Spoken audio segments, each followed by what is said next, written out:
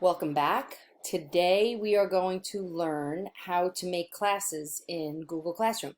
So when you used eBackpack, they were automatically created for you. As soon as you went in, you'd see all your classes, you'd see all your students. Now what you have to do is you have to create your own class, which takes all of a couple of minutes. You'll see in a moment, I'll show you. And then your students join your class, which is equally as simple. So what I'm going to do right now is I'm just going to show you how to create a class. I'm in my Google Drive here and I'm looking to make sure that I am logged in to the correct account. See, that's RVC Schools. That's what I'm syncing to, and this is what I'm accessing. So that's good. So from here, I'm going to go to my waffle and I'm going to go to Classroom. Now you'll see I have a couple here. I just want to keep those because I had some student work in there. They're always good for, well, in this one I did. They're good for demos, so I'm going to keep those in there. But I'm going to start a new one. So if I click the plus sign and I say create class. Now if you don't see create class, it means that you have not yet contacted Mike Anderson and asked him to give you full teacher access. So if you click on this plus and you only see join class, shoot Mike an email and ask him to give you the full access and you'll be able to create a class too. So I click on the plus sign, I go create class. Then from here I give it a name and I'm going to make one for this course I'm doing. So I'm going to do 15-minute Google Classroom PD.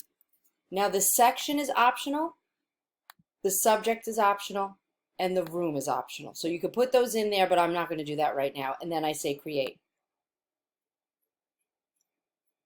And it's creating my class. It takes a couple of minutes because it's got to build all these different things in here. Now here's my class. I could end the video right here because your class is created, but we'll go into it a little bit more. Now up here, you will see 15-minute Google Classroom PD. That's the name of the class. My class code, if I click this here, I can see it bigger and then bigger again for when I want to show students. I want to get students in there.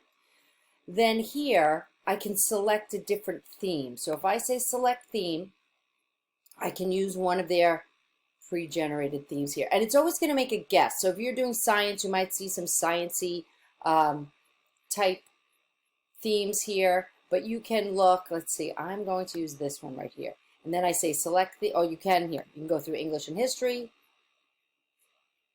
All pretty cool. Math and science, arts.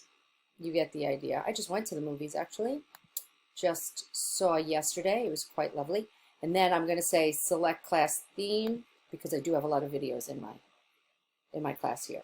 Then that's pretty much all you do. Up here in the settings, a couple of things you want to think about. You can change the class name in here. You can now give it a description if you change your mind. Description is where you would put it. Section, room, and subject if you change your mind. Down here is your class code. Now you can't customize your code, so I wouldn't be able to do like call in 15-minute PD or anything, but I can reset the code. Why would you reset the code? Maybe sometimes letters will string together. That might seem a little inappropriate.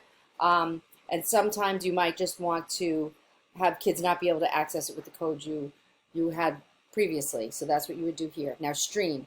Students can post and comment in the stream. This is the default.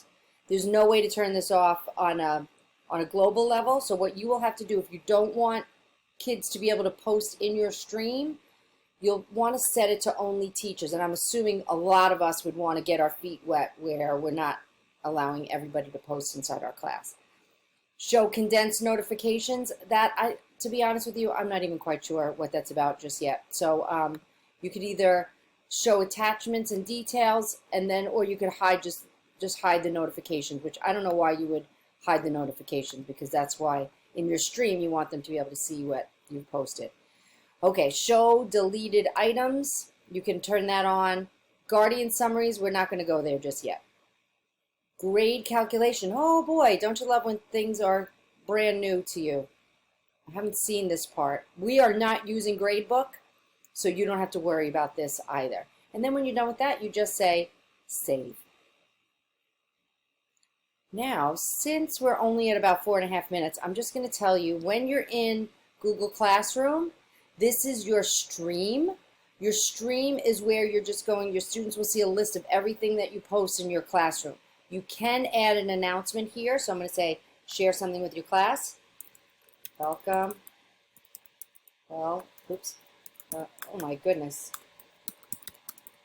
To the 15-minute Google Class MPD. And then when I post, everybody will see that in their stream. Okay?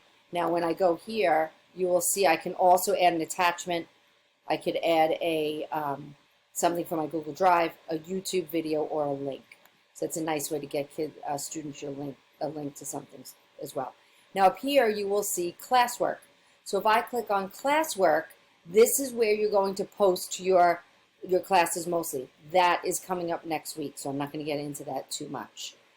People are the people that are in your class. And then grades. This is kind of new. Don't think we're going to be going here. This wasn't here when we were learning this in the spring. So I think we're not, because we're still going to be using PowerSchool. So I don't even think that means anything to us.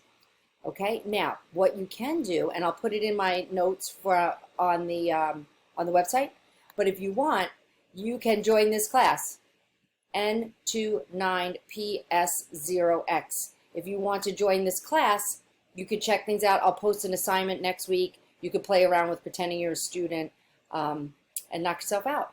Okay, so I will figure, I'm going to post a little extension for you.